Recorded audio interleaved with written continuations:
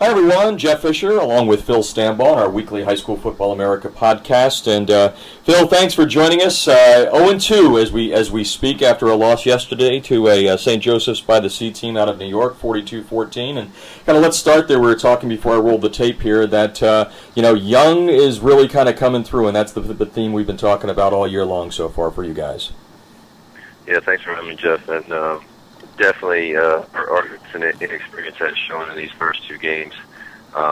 We have the ability, and sometimes we do it very well. It's when we relax and let those mental errors take over, and just a lack of focus.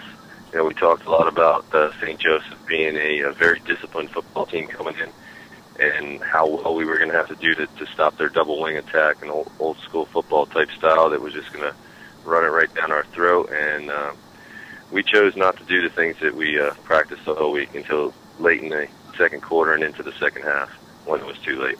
Now we're going to have a video of your first game and kind of you on the sidelines and the day that was as it led up to the season opener. And I kind of commented to you that I like your maturity there. You've had so much success throughout your career as a player and as an offensive coordinator.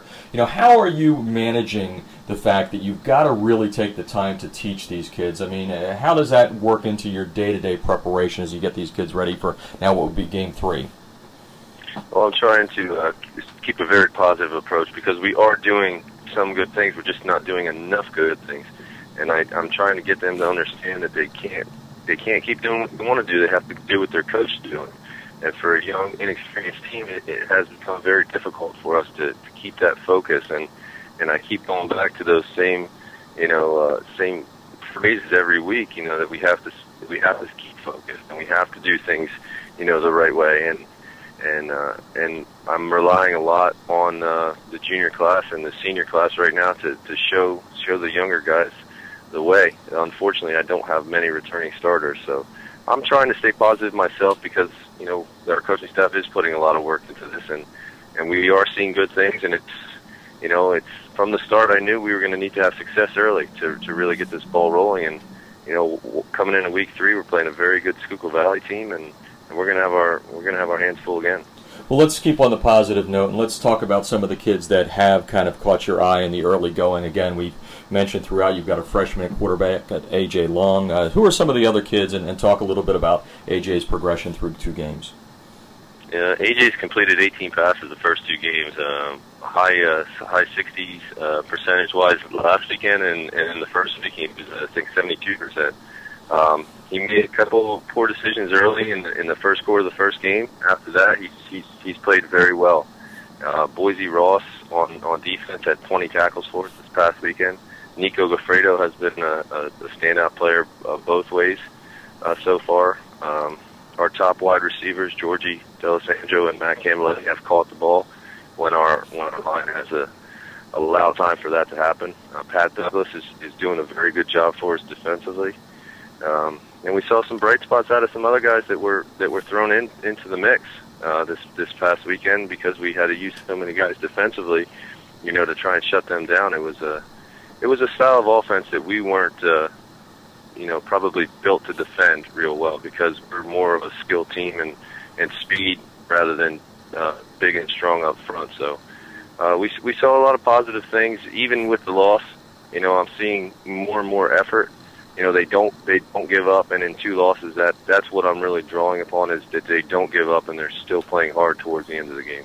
And we've been trying to take everybody inside of what it's like to be, a small football program. And one of the things we've talked about is long road trips. Now, Friday night's game against Schuylkilll Valley will not be the longest one that you'll have this year, but it's a decent ride. I'm guessing probably 90 minutes. What's that like, especially with a young team, a team that's been, home all season long except for a couple of scrimmages? Do you do anything a little bit differently, especially now that you're going to be playing on a Friday night after the first 2 games on Saturday? Yeah, I mean, it'll throw a little monkey wrench into things because we're used to playing on Saturday afternoons, and now the kids will go to school all day and then have to get on the bus and get on play. We're only probably about an hour and 15 minutes away to go down to Leesport to play Schuylkilll Valley, but I don't think that the kids will have much problem with that. So I'm hoping that they don't. I want to try and keep them focused that that's what we're going to have to do towards the end of the week, and make sure that that they're fed after school and get them some more energy going into the game.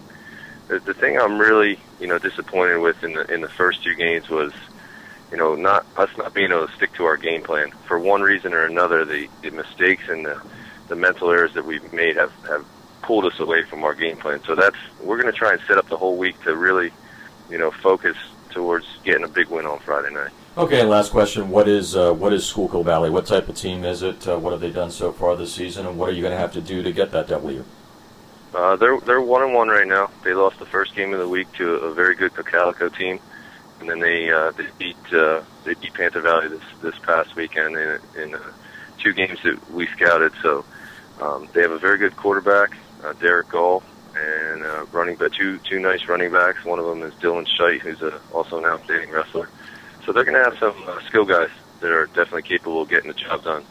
They're a 2-back gun type of team, but more running than passing. So we're going to have to really shut down the run again, which is something that we had trouble with the first 2 weeks. So I'm saying right now what we need to do to win the game is stop them. We need to stop their run game, force them to pass.